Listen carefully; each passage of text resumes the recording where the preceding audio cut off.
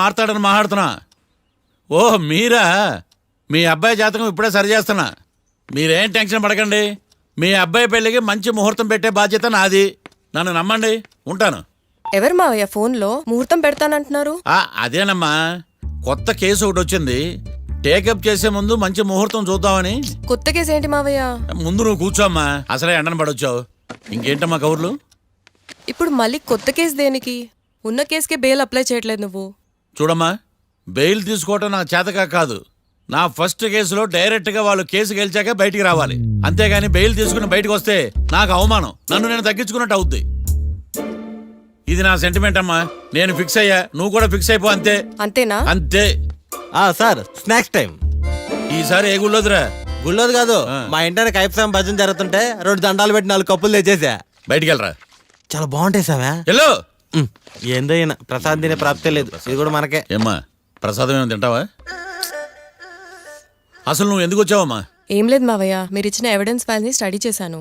Murder జరిగిన ప్లేస్కి వెళ్ళి ఇన్వెస్టిగేట్ చేసి ఈ కేసుకి సంబంధించిన నోట్స్ ప్రిపేర్ చేశాను. Very good.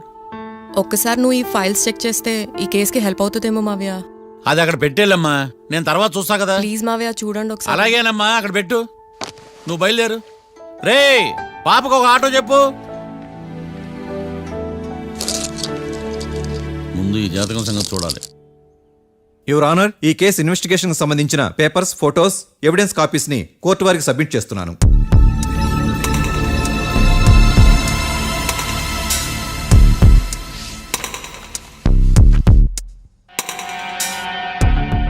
యువర్ ఆనర్, ఈ ఇద్దరు ముద్దాయిలు కాట్రాజ్ సింగ్ ని హత్య చేసి పారిపోతుండగా 3 వ్యక్తులు చూశారు. ఆ 3 సాక్షుల్ని కోర్టులో ప్రవేశపెట్టవలసిందిగా మిమ్మల్ని కోరుకుంటున్నాను. Permission granted. భద్రం భద్రం భద్రం. మీ పేరు? భద్రం సార్. మీరు ఏం చేస్తుంటారు? నేను రైల్వే గార్డెన్ సార్. ఆ రోజు ఏం జరిగిందో కోర్టు వారికి చెప్పండి. ఆ రోజు డ్యూటీ పూర్తి చేసుకుని ఇంటికి వెళ్ళేసరికి అర్ధరాత్రి అయింది. బాగా ఆకలేసింది. మా ఆవిడ నిద్ర లేపడం ఎందుకని నేనే టిఫిన్ చేసుకుంటున్నాను. కరెక్ట్ గా అదే టైంకి అదిగో వాళ్ళిద్దరున్నారే, వాళ్ళు దాబాలోకి వెళ్ళడం నేను చూశాను సార్. కొంచెం సేపు తర్వాత నేను టిఫిన్ తింటున్నప్పుడు నాకు తుపాకీ కాల్చిన శబ్దం వినిపించింది. ఏమైందని టెన్షన్తో బాల్కనీ దగ్గరికి వెళ్ళి చూసేసరికి వాళ్ళిద్దరూ హడావుడిగా కారులో పారిపోయారు సార్. కారు ఇదేనా? ఇక్కడ కారు లేదు సార్. ఓ, ఈ కారే సార్. ఆ ఇద్దరు ఈ కారులోనే పారిపోయారు sir. Okay, you can go. రెండో సాక్షిని కూడా ప్రవేశపెట్టవలసిందిగా కోర్టు వారిని కోరుకుంటున్నాను. సుమన్. నమస్తే సార్. నమస్తే సార్. నీ పేరు? సుమన్. డాబాలో వచ్చి జరిగే టైంకి నువ్వెక్కడున్నావు? రోడ్డు కట్టు పక్క పని చేసుకుంటాను సార్. సడన్ గా డామ్ డామ్ అని తుపాకీతో కాల్చిన శబ్దం వినపడింది సార్. నేను కంగారు పడి డాబా వైపు చూసేసరికి ఆ 2 కుర్రాళ్ళు డాబాలోంచి పరిగెత్తుకుంటూ వచ్చి కారెక్కి పారిపోయారు సార్. నువ్వు చూసింది ఈ కారేనా? ఈ కారే సార్.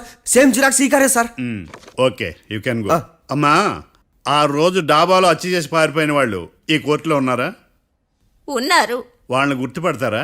అదిగో వాళ్లే.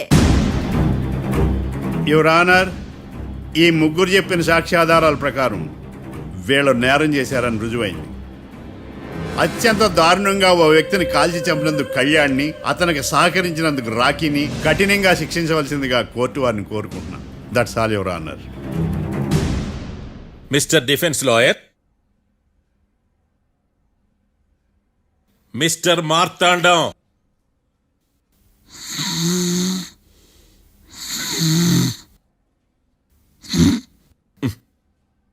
కోర్టులో నిద్రేందయ్యా?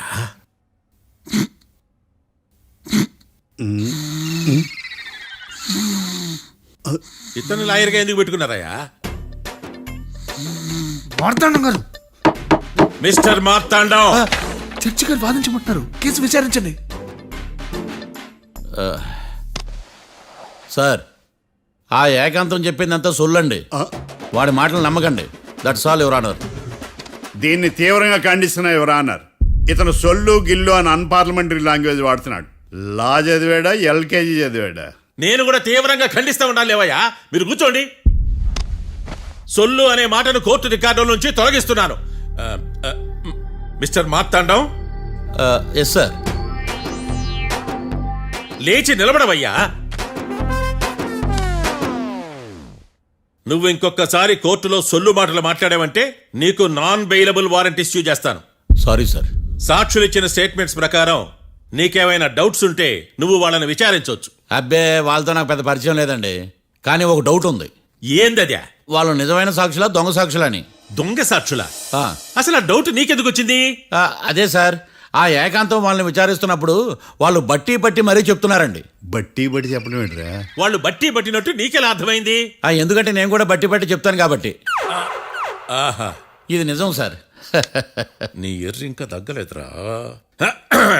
కోర్టులో నిద్రపోయినందుకు గాను డిఫెన్స్ లాయర్ మార్తాండం గారికి 3,000 రూపాయల జరిమానా మరియు 18 గంటలు జైలు రిమాండ్ విధించడమైనది. నీకు దండం రా నాయన. ఈడేంద్ర రోజు జైలుకి వస్తున్నాడా? ఈ కేసును ఎల్లుండికి వాయిదా వేయడం అనేది.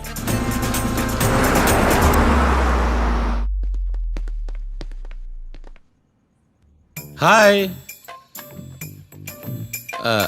అర్థమైంది. రాత్రి జైల్లోనే మిమ్మల్ని ఇద్దరిని కలుద్దాం అనుకున్నానయ్యా.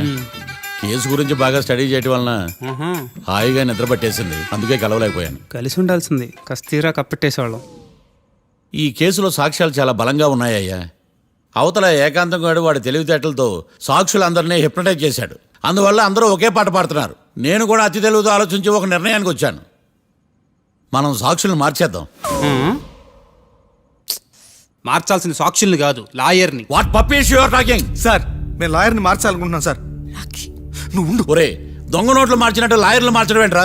నో, ఈ మిషన్ ఇంపాసిబుల్ కి నేను ఒప్పుకోను. సార్ ఈ జనరేషన్ లో లాయర్స్ చాలా అప్డేటెడ్ గా ఉన్నారు. మీరుగా అవుట్డేటెడ్ గా లేరు. ఒరే, మీ జనరేషన్ లో రామాయణం అంటే కిడ్నాప్ కేసు అని, మహాభారతం అంటే ప్రాపర్టీ కేసు అని భ్రమలో ఉన్నారు. కాస్త ఓపిక ఉండాలరా దేనికైనా. అయినా నేను శంకుస్థాపన చేసిన కేసులో వేరే ఎవడో గృహప్రవేశం చేయడం ఏంటి? ఇది చీటింగ్. ఇది నువ్వు పెట్టే టార్చర్ చీటింగ్ కాక నీకు దండే దండమేడమంటా? ఒరే, నా మాట వినండిరా.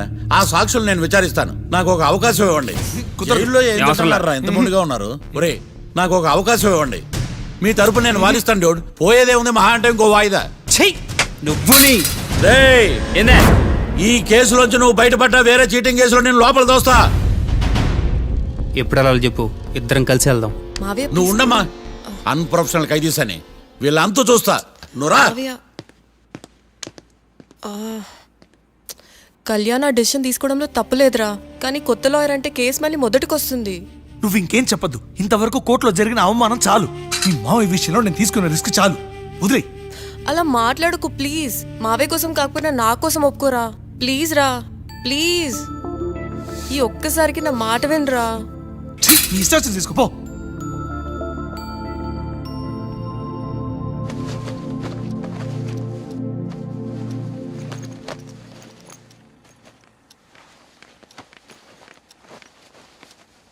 సారీ మావయ్య, వాళ్ళేదో టెన్షన్లో నీతో అలా మాట్లాడారు. వాళ్ళ తరపున నేను నీకు సారీ చెప్తున్నాను. ఈ కేసుని వాదించడానికి రాఖీ కూడా ఒప్పుకున్నాడు మావయ్య. కళ్యాణ్ కొత్త లాయర్ని పెట్టుకున్నా నా కోసం రాఖీ తరపున నువ్వే వాదించు ప్లీజ్ మావయ్య. చాలమ్మా. పెళ్లి చేసుకోకుండా సన్యాసినయ్యాను. ఈ కేసును వాదించి సన్నాసనయ్యాను. ఇక చాలు. నాకు నువ్వు ఒక్కడివే హోప్. ఎలాగైనా ఈ కేసుని వాదించు. రాఖీని రిలీజ్ చేయించు మావయ్య. రాఖీ లేకుండా నేను బ్రతకలేను. మీలాంటి వాళ్ళకి ఎలాంటి వాళ్ళని లవ్ చేయాలో క్లారిటీ లేదు. తొందరపడి ప్రేమించడం, ఆ తర్వాత బాధపడటం.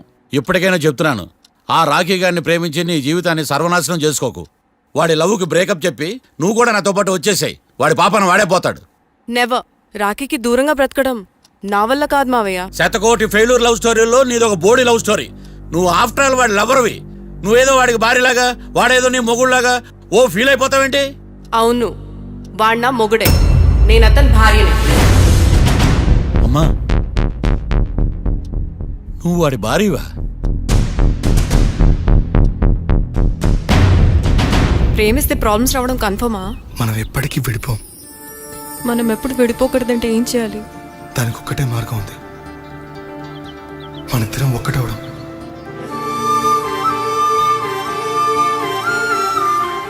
నీకు ఇష్టం లేకపోతే వదిలే. మనం ఎప్పుడు ఒకటవుదాం.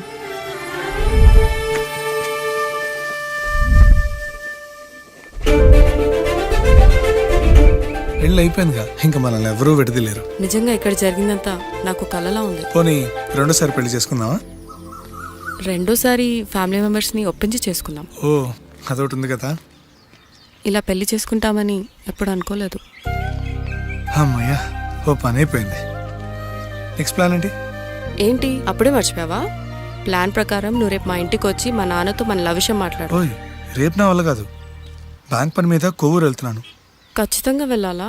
ఆఫీస్ పని కదా, తప్పదు.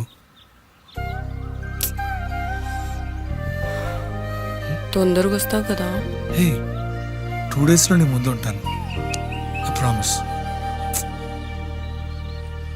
Chill, okay? I'll be back. Till then keep missing me. I love you. పద.